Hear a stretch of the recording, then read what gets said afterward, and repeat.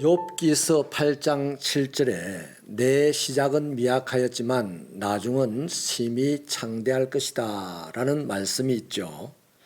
하나님을 믿는 사람들이라면 그렇게 되어져야 하겠습니다.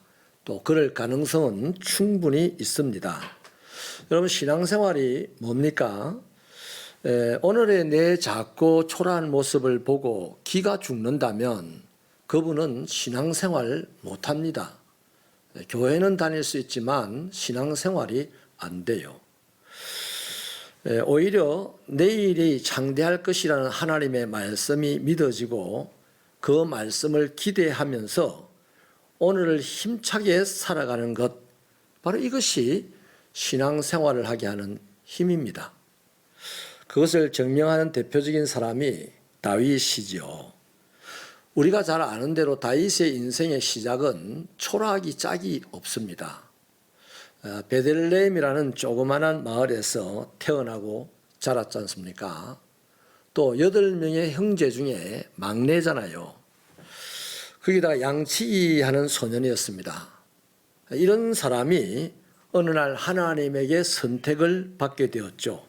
그리고 훗날 이스라엘 통일 왕국의 위대한 왕이 되었습니다. 예수 그리스도의 조상이 되기까지 하였습니다. 우리가 오늘 읽은 이 본문 한 절에 다윗의 인생을 결론 지어주는 아주 중요한 한 문장이 들어있습니다. 다윗이 어디로 가든지 하나님께서 이기게 하셨다. 하나님께서 이기게 하셨다라는 거죠. 다윗은 항상 이겼습니다. 목동일 때 무서운 짐승들과 싸워서 이겼죠. 그로 인해서 다윗이 끌고 다니던 양들은 다 편안했습니다. 또 어린 소년의 몸으로 세계 최고의 장수였던 골리앗을 이겼습니다. 그 덕택에 이스라엘 백성들이 다 안전했습니다. 다윗은 사울 왕의 끊임없는 살해 협박 추적에도 불구하고 이겨내고 왕이 되었습니다. 다윗의 인생에 나타났던 수많은 대적들은요, 세력이든지 사람이든지 간에 실제로는 다윗보다 훨씬 더 강하고 컸습니다. 그런데요, 승리는 언제나 어디서나 어떤 환경에서든지 다윗의 것이었습니다. 성경은 하나님께서 이기게 해주셨기 때문이다 라고 합니다. 다윗이 공부를 많이 해서 이겼다. 다윗이 돈 많아서 이겼다. 다윗의 인물이 잘생겨서 이겼다. 그런 건 하나도 없어요. 딱 한 가지만 근거를 댑니다. 하나님께서 이기게 해주셨기 때문이었다. 이렇게 말합니다. 그러니까요, 다윗의 인생의 시작이 아무리 초라하고 보잘것없어도 그 나중은 심히 창대한 것은 당연합니다. 그리스도인이 잘 되는 것은 당연한 거예요. 그리스도인이 안 되는 것은 기적입니다. 잘 돼야 합니다. 왜냐하면 하나님이 함께 해주시면 잘 되기 때문이에요. 하나님이 어디 안 되는 자리에 가신 적이 있습니까? 항상 하나님이 계신 자리는 잘 되는 자리잖아요. 우리에게도요, 다윗과 동일한 은혜를 누리고 있는 혜택이 있습니다. 뭐냐 하니까 우리도 다윗처럼 하나님에게 선택을 받았다는 점이죠. 우리는 그리스도 예수 안에서 하나님에게 부르심을 받았고 또 예수 때문에 하나님의 자녀가 되었습니다. 그래서 저는요, 확신합니다. 믿음으로 사는 사람은 하늘의 위로를 받습니다. 하늘의 위로를 받는 사람은 세상의 어떤 형편과 처지에서도 형통하게 됩니다. 다윗을 이기게 하신 하나님이 우리도 이기게 하실 것을 믿습니다. 그렇다면은 오늘 우리 눈에 우리가 보이기를 아무리 초라하게 보여도요, 그것이 내 인생의 전부가 아닙니다. 창대한 내일이 저와 여러분을 기다리고 있는 겁니다. 이것이 믿어지기를 축원합니다. 이것이 믿어지는 사람만 오늘을 틀림없이 살아내고 세상을 틀림없이 이길 수 있습니다. 이 다윗이 보여주는 하나님의 자녀들이 세상을 이기는 방식은요, 딱 두 가지입니다. 그 첫째는 하나님을 품고 살아야 하는 겁니다. 여러분 예수를 믿죠? 그리스도인이죠? 그럼 세상에서 저와 여러분에게 도전해오는 수많은 환경들, 세력들, 사람들이 있을 텐데 그걸 이기려면요, 첫째 방법이 하나님을 품는 겁니다. 영접하는 자 곧 그 이름을 믿는 자는 하나님의 자녀가 되는 권세를 주셨다. 이건 알아가지고 내가 예수님을 영접했으니까 예수님이 내 안에 있어요. 그래가지고 저 영도의 어떤 영도의 바닷가에 가면 점치는 사람들이 많은데요. 그 앞에 가서 아무리 서서 예수님의 이름으로 명하노니 저 사람들의 입이 닫혀질지다 해도 그 사람들 점을 더 잘 칩니다. 내가 예수님을 영접했다. 그 예수님 내 안에 계시죠. 영접한 그 예수님을 얼마나 품고 살아봤습니까? 영접한 그 예수님, 내 안에 계신 예수님을 얼마나 귀하게 여기고 살아가 보신 적이 있으십니까? 성경은 그걸 얘기합니다. 하나님을 품고 살아야만 세상을 이길 수가 있는데 하나님을 품는다는 것은 내 안에 계신 하나님을 가장 소중하게 여긴다는 말입니다. 여러분 자신이 귀중하게 여기는 것일수록 남들에게 빼앗기지 않습니다. 우리가 하나님을 귀중하게 여긴다고 말은 많이 해요. 근데 그 하나님을 귀중하게 여기는 사람은 온 세상에 드러내놓고 막 하나님이 대단하다, 하나님이 전능하다 얼마나 많이 말을 했습니까? 근데 누가 들어주든가요? 누가 알아주든가요? 누가 믿어주든가요? 세상이 안 속아요. 내가 얼마나 하나님을 귀중하게 여기고 있는지 세상이 알아요. 하나님을 별로 귀중하게 여기지도 않는데 하나님을 자랑해 보세요. 그 돈키호테로 알고 있잖아요. 그래서 시끄러운 소리밖에 안 되는 거예요. 그래서 세상이 시끄럽다고 하는 거예요. 정말 내가 품고 있는 하나님을 귀중하게 여기면요, 세상이 나를 겁냅니다. 예수 믿으라 백날 말하는 것보다도요, 내가 하나님을 귀중하게 여기는 것이 훨씬 더 중요한 전도입니다. 훨씬 더 먹혀 들어가는 전도입니다. 아멘이십니까? 여러분, 귀중한 것일수록 더 깊이 숨기고 더 깊이 숨겨놓고 자주 확인을 합니다. 잘 있나 싶어가지고. 그래서 하나님의 일 대단하게 할 것도 없어요. 하나님을 소중하게 여기면요, 밤에도 혼자 살짝 와가지고 아무도 모르게 와가지고 기도하고 새벽에도 아무도 모르게 와서 기도하고 이런 사람들 있잖아요. 그런 사람들이 하나님을 귀중하게 여기는 분입니다. 어쩌다가 하나님을 이제 보여줄 수밖에 없는 상황이 됐을 때요, 나 하나님을 잘 몰라. 그런데 있어. 이래만 해도 그 듣는 사람이 하나님을 믿는 역사가 있다니까요. 왜? 하나님은 신비한 분이니까. 신비한 하나님을 신비하게 보여줘야 되지. 내 이 작은 지식을 가지고 하나님을 다 설명한다고요? 설명되어지지도 않지만 설명 아무리 해도 다 듣고 안 믿어요. 내 입만 아플 뿐입니다. 여러분, 하나님을 얼마나 품고 사느냐에 따라서 그 그리스도인의 진리가 드러나고 그 그리스도인의 가치가 나타나는 법입니다. 진짜 그리스도인은 하나님을 깊이 품고 살아갑니다. 하나님을 정말 소중하게 여기고 살아갑니다. 하나님을 길바닥의 구슬처럼 여기고 사람들에게 자랑하기보다는 하나님을 소중하게 여기는 저와 여러분 되시기를 축원합니다.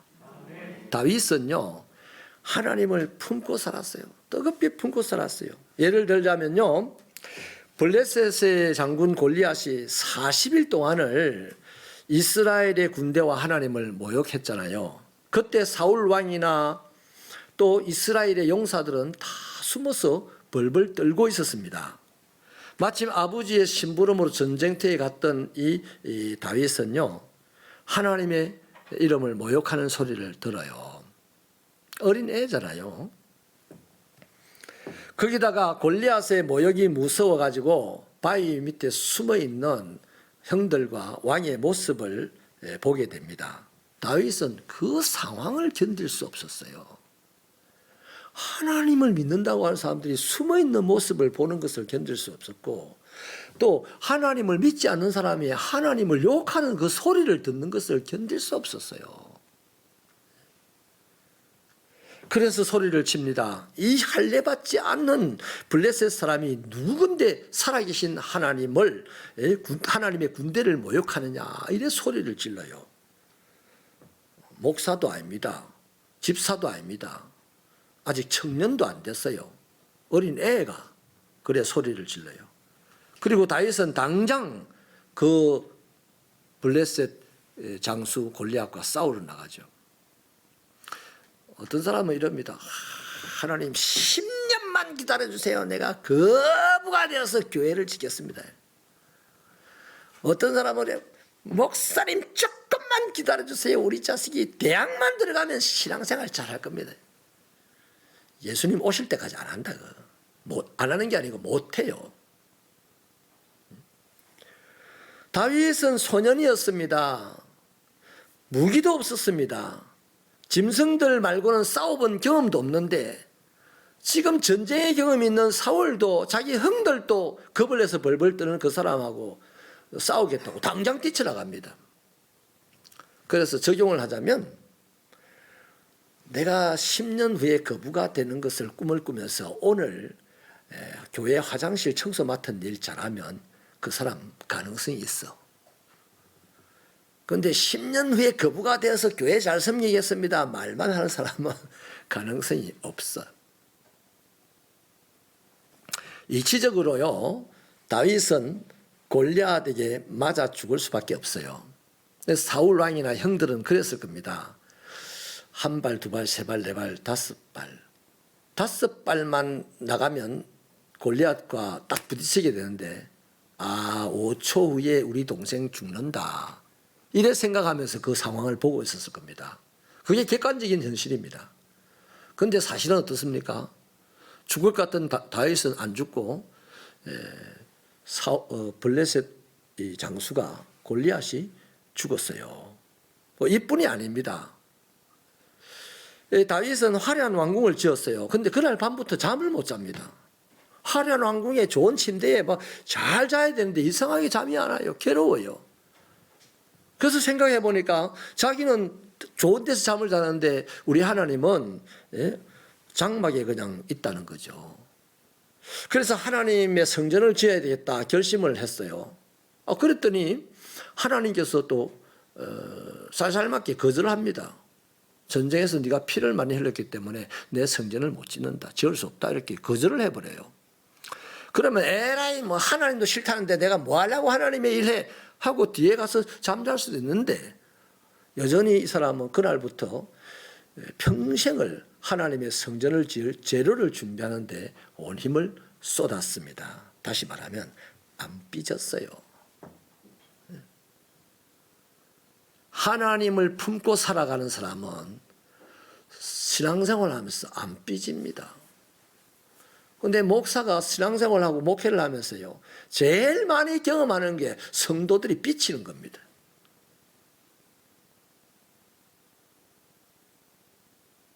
다윗이요, 형들이 사무엘이 찾아왔어요. 집에. 이스라엘에서 제일 훌륭한 사람이 집에 찾아왔다니 다 보고 싶겠죠. 앞다투어 뛰어가겠죠. 그런데 형들이 한 사람 한 사람 불려가는데 다윗은 부르지도 않아요. 다윗은 그냥 양 지키라 그래. 그래 형들 말 듣고 양을 지키고 있습니다. 그런데 나중에 다윗을 보고 오라 그래. 제 같으면요, 내 신앙의 정도를 다윗에 비교해 보면 나는 좀 쫌스러워가지고 삐쳐서 안 갈 것 같아. 부르려면 진작에 부르지. 이제 와서 이제서야 불러. 나 안 가. 그리고는 그만 양치고 그냥 편안하게 살다가 인생 끝날 거예요. 근데 그 어린 다윗은 삐치지도 않아. 또 가리늦게 이제 불렀다고 막 헐레벌떡 뛰어갑니다. 얼굴이 환해서 뛰어가요. 그 얼굴이 붉고 용모가 아름답더라는 말이 그 말입니다. 불렀어 하고 뛰어가요.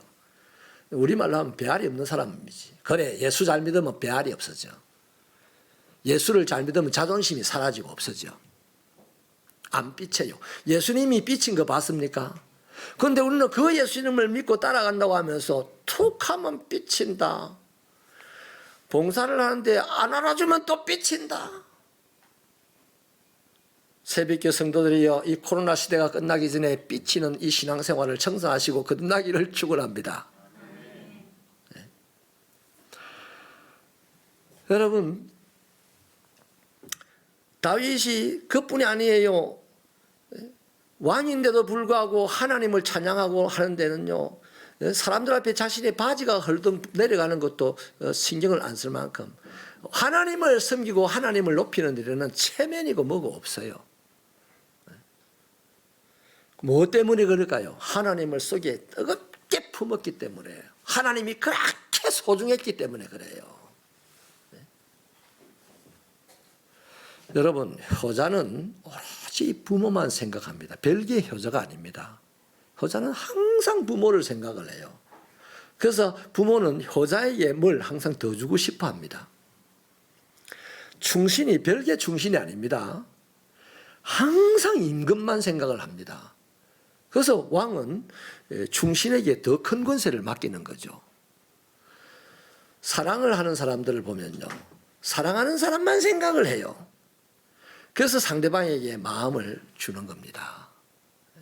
마찬가지입니다. 하나님에게 신실한 성도는 하나님만 생각합니다. 언제나 어디서나 무엇을 하든지 하나님만 생각을 해요. 그게 하나님을 귀중하게 여기는 거고, 그게 하나님을 품었다는 얘기입니다.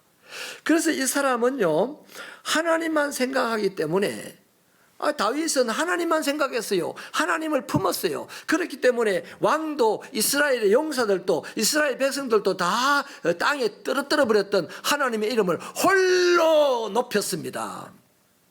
다 믿음이 도망가 버렸는데, 도망가 버릴 수밖에 없는 골리앗 앞에서 홀로 믿음을 지켜냈습니다.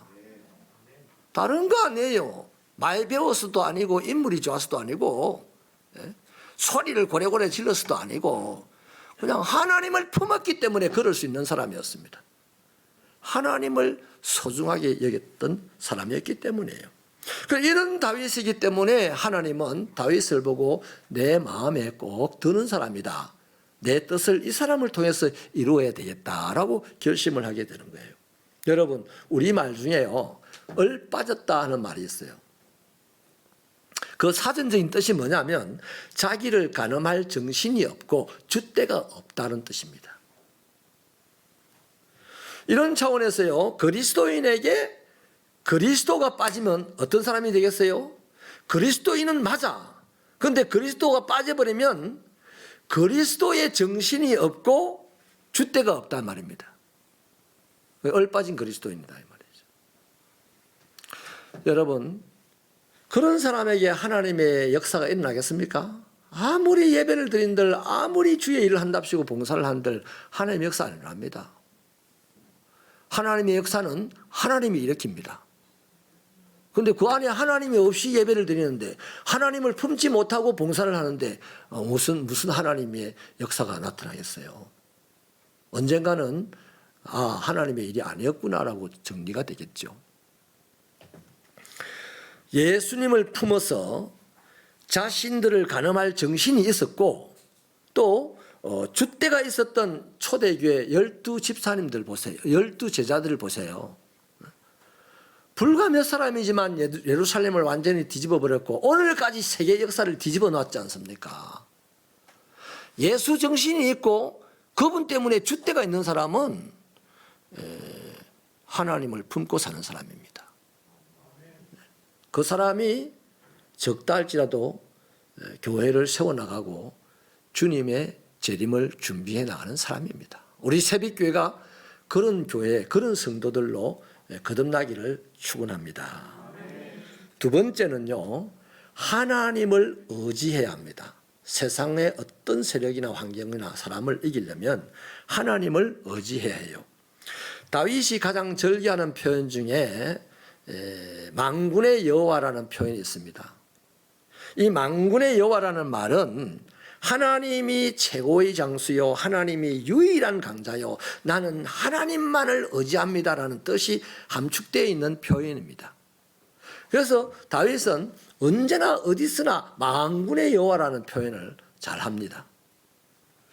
여러분, 만군의 여호와는 다윗이 어떤 불가항력적인 상황에서도 그 난관을 뚫고 나가는 힘이었습니다. 다시 말하면 만군의 여호와는 불가항력적인 힘 앞에 있는 다윗이 그것을 뚫고 승리하게 하는 힘이었다는 겁니다. 그러니 이 만군의 여호와, 우리가 의지해야만 세상을 이길 수 있는 거예요. 힘은 그분에게만 있어요. 능력도 그분에게만 있어요. 우리가 주로 능력 주세요, 능력 주세요 이러는데요, 그거 기도해봐야 소용없습니다. 하나님이 우리에게 능력 절대 안 줍니다. 하나님은 능력을 행합니다. 우리는 가장 연약한 자일 때 하나님의 능력을 행하게 할 수가 있어요. 뭘로? 의지함으로. 하나님을 의지함으로. 그 우리가 할 일은 하나님을 의지하는 겁니다. 하나님의 능력 받아가지고 죽은 자 살리고 뭐 폼 잡고 이러다 다 무너지는 거예요. 하나님을 의지하는 것만 우리가 할 수 있는 일이에요. 그러면 그 사람에게 하나님이 능력을 행하십니다. 그 세상 사람들은 이제 몰라니까 그걸 보고 오, 하나님 같은 분이요 이렇게 하는 거잖아요. 이렇게 하나님을 의지하는 신앙은 이 다윗이 어린 시절부터 체질화되어 있었습니다. 다윗은 대학 다니면서 학문을 배운 적이 없었거든요. 그냥 매사에 하나님을 의지하고 기도하였습니다. 그랬더니 위대한 시인이 되었어요. 다윗은 어디 가서 음악 공부를 한 적이 한 번도 없습니다. 그냥 하나님을 찬양했어요. 그랬더니 어느 날 훌륭한 음악가가 되고 기악가가 되어 있었어요. 우리는 주로 훌륭한 음악가가 되려고 하나님을 필요로 하죠. 우리는 보통 그렇게 생각합니다. 그런데 그렇지 않습니다. 하나님을 열심히 찬양하다 보면, 하나님을 열심히 의지하고 기도하다 보면 하나님은 우리가 어떤 사람이 되어야 될지를 정확하게 아는 분입니다. 음악인이 되기도 하실 수가 있고, 시인이 되게 할 수도 있고, 정치가가 되게 하실 수도 있는 거예요. 이런 축복이 있기를 바랍니다. 다윗은 뭐 전술가가 되려고 뭐 사관학교 간 적도 없어요. 그런데 다윗은 세계에서 가장 전술이 뛰어난 용장이 되었잖아요. 다윗은 뭐 아카데미를 다니면서 정치학을 배운 적도 없잖아요. 그런데 하나님의 지혜를 구하며 살았더니 세상 최고의 통치자가 되었습니다. 다윗은 언제나 어디서나 무엇을 하든지 하나님을 의지함으로 감당을 했습니다. 하나님, 나를 이렇게 세워주면 일할게요, 이런 적이 없어요. 다윗은 그냥 오늘 자기가 있는 자리에서 그 일 잘 감당했어요. 뭐 하면서? 하나님을 의지하면서. 대통령 되기를 꿈꿨던 사람이 하나님께 기도하고 의지해서 대통령이 되었네요. 대통령이 되니까 하나님 의지 안 하더라고. 우리나라 역대 기독교 대통령이 그렇더라고. 근데 저도 모르게 대통령이 된 사람이 있어요. 폴란드의 바엔사 형제는 둘 다 대통령이 됐습니다. 근데 그 사람들은 조선소 노동자였어요. 그들이 한 일은 열심히 노동한 것밖에 없습니다. 하나님을 의지하면서. 근데 어느 날 대통령이 되더라고요. 이거 그분들 자서전에서 나온 그분들의 고백입니다. 여러분, 무엇이 되고 싶다 말하지 마시고 하나님을 의지하는 분들이 되시기를 바랍니다. 그러면 하나님은 가장 멋있는 무엇이 되게 해주시는 분입니다. 분명히 기억하십시오. 사람이 길을 계획할지라도 그 길을 인도하시는 이런 하나님이십니다. 사람이 마음의 경영은 사람이 할지라도 그것을 성취하는 분은 하나님이십니다. 쉽게 말하면 하나님은 생사화복을 주장하시는 분이다 이거예요. 더 쉽게 말하면 내가 생사화복을 위해서 할 수 있는 일은 하나도 없어요. 하나님이 다 하는 겁니다. 그러면 내가 할 수 있는 일은 뭐다? 하나님을 의지하는 겁니다. 허락되어진 일이 그거예요. 누가복음 18장 27절에 보면 예수님이 분명하게 말씀을 하시는데요. 뭐라고 말씀하시냐면 사람으로서는 할 수 없으나 하나님으로서는 다 할 수 있다 이렇게 해요. 이 말이 쉽게 생각하면 그런 거죠. 하나님은 전능하다 이런 말입니다. 하나님 전능하다 안 해도 하나님 전능한 분이에요. 예수님이 뭐 우대 잡으려고 폼 잡으려고 저거 아버지 하나님 자랑하려고 한 말이 아니라고요. 그 말에 예수님의 의도는 뭐냐면 그러니까 너희들은 하나님만을 의지해라 이 말입니다. 근데 하나님을 의지하라는 말은 가만히 잊어먹고 하나님이 전능하다고 전능하사 천지를 창조하사 수백 번 그 암송하면 역사가 일어난다. 남녀 호랑교도 그 말합니다. 하나님을 의지하면 하나님의 역사가 일어나요. 하나님이 전능하다고 말하면 하나님의 역사가 안 일어나요. 그 말뿐입니다. 하나님을 의지할 수 있는 저와 여러분 되시기를 축원합니다. 사무엘라 5장에 보면요, 다윗이 모든 이스라엘을 다 차지했는데 아직 헤브론에 살아야 했습니다. 이유는 예루살렘에 여부스라는 이방 족속이 여전히 살고 있었기 때문입니다. 여부스 족속은 천하에 강한 사람들이었습니다. 그래서 아직도 누구도 한 번도 이 예루살렘을 함락시킨 적이 역사 속에 없었습니다. 그래서 이 다윗은 하나님이 약속하신 땅을 다 차지해야 되기 때문에 골똘히 예루살렘을 향해서 진격을 해야 된다 하는 생각을 하고 있었는데 이 소식이 그들에게 전해지자 그들이 뭐라고 조롱을 하냐 하면 다윗이 여기에 쳐들어오면 우리 성 안에 있는 다리를 저는 사람과 앞을 보지 못하는 사람들만 내어보내서 다윗을 이길 것이다. 이렇게 조롱을 해요. 대체적으로 그 당시 사람들이 다 그렇게 생각했습니다. 예루살렘은 함락시킬 수 없는 곳이다 이렇게 생각을 했는데 다윗은 거기에 올라가서 함락을 시키죠. 여러분 이것은 오늘 우리에게 딱 들어맞는 설정입니다. 우리 또한 그러죠. 하나님이 생육하고 번성하고 땅에 충만하고 땅을 정복하고 다스리라 했으니 나는 세상에서 잘 될 거야. 하나님의 백성은 잘 돼야 돼. 이거는 있어요. 이런 결심으로 살기는 삽니다. 그런 결심으로 열심히 탁 세상에 나갔는데 세상이 뭐라고 하냐 하면 아이고 웃기고 있네. 네가 세상을 뭘로 보고 그래? 너 백이 있어? 너 인맥 좋아? 너 스카이대에 나와서? 아이고야 명함도 내지 말아야 이런단 말이죠. 그 말을 듣고 그게 세상의 객관적인 소리입니다. 그 말을 듣고 우리가 기가 죽어버리면 꿈은 꿨지만 꿈은 이룰 수가 없어. 하나님의 말씀이 내 삶의 현실이 못 돼요. 대부분이 이제 이렇게 인생이 끝이 나죠. 그러나 신앙의 1%의 사람들 그들은요 그런 말이 들려도 넉넉히 이루어냅니다. 누가요? 하나님을 의지하는 사람은 세상 소리 그 별로 기분 나빠하지 않습니다. 세상이 객관적으로 하는 말 그것에 별로 휘둘리지 않습니다.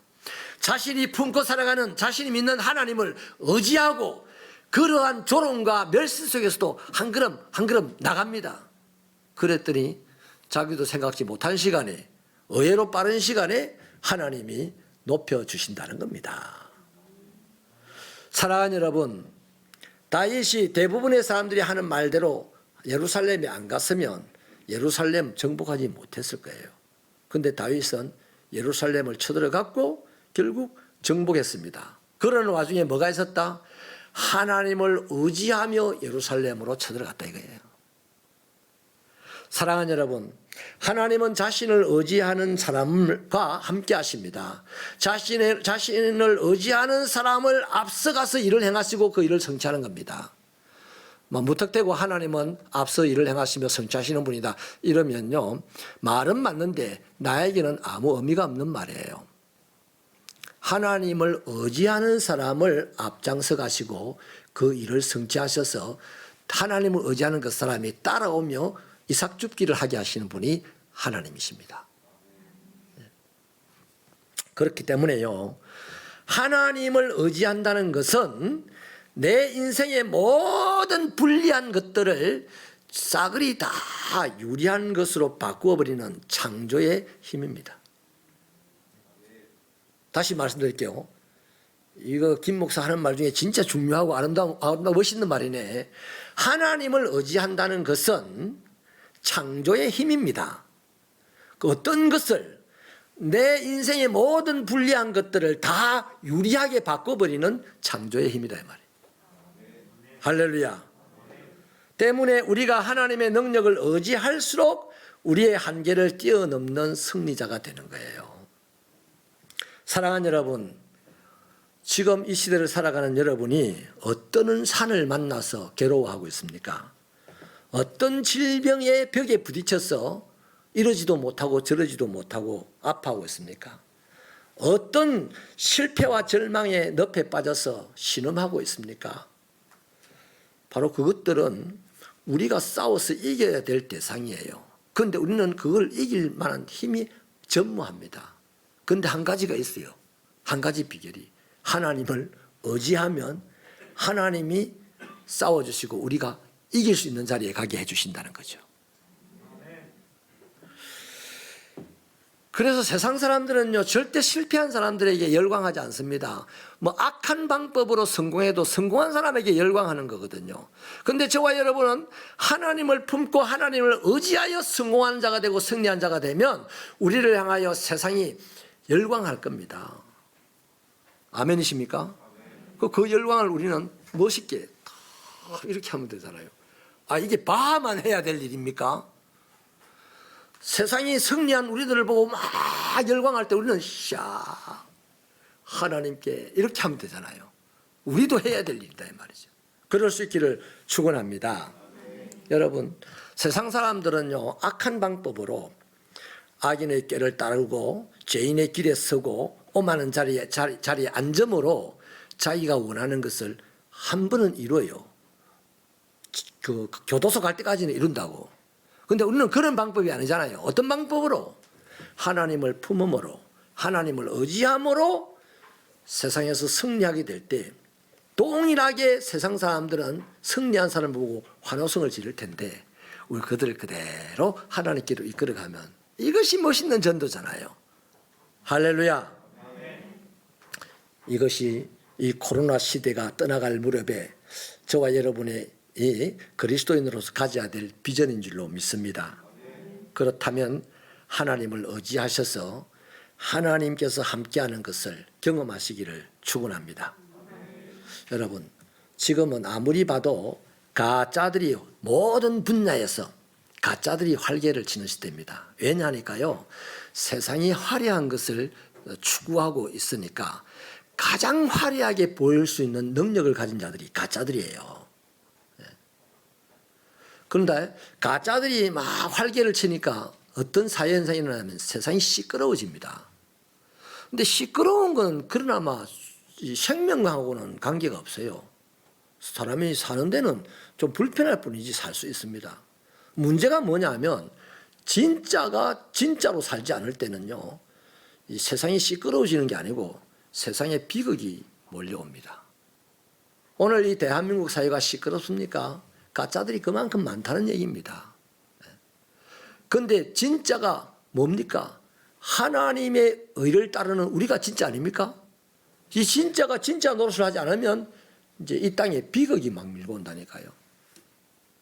가짜들이 가짜짓 하는 것보다도 더 나쁜 죄가 진짜가 진짜로 안 사는 겁니다. 진짜 그리스도인 되십시다. 진짜 그리스도인은 하나님을 뜨겁게 품고 삽니다. 하나님을 모든 상황에서 의지하고 살아갑니다. 요것만 하면요, 나머지는 다 하나님이 하셔요. 선교도 하나님이 하고 교회 부흥도 하나님이 하시고 우리의 집에 잘 되는 것도 하나님이 하시고 다 하나님이 합니다. 우리가 할 수 있는 게 못 돼요. 우리가 할 수 있는 것은 승리를 위해서, 성공을 위해서 할 수 있는 것은 하나님을 품고 하나님 의지하는 것밖에 아닙니다. 그것만 하셔서 승리하는 여러분 되시기를 축원합니다. 하나님, 이 세상이 어둠의 골짜기가 가득합니다. 그러나 이기는 자가 있어야 되지 않겠습니까? 그 어둠을 뚫고 정금같이 세상에 나설 자들은 하나님의 백성들이야 함을, 마땅함을 믿습니다. 이 시간 우리가 그런 사람이 되게 하여 주옵소서. 그것을 위하여 하나님을 품은 자가 되고 하나님을 의지하는 자가 되게 하여 주시옵소서. 예수님 이름으로 기도하옵나이다.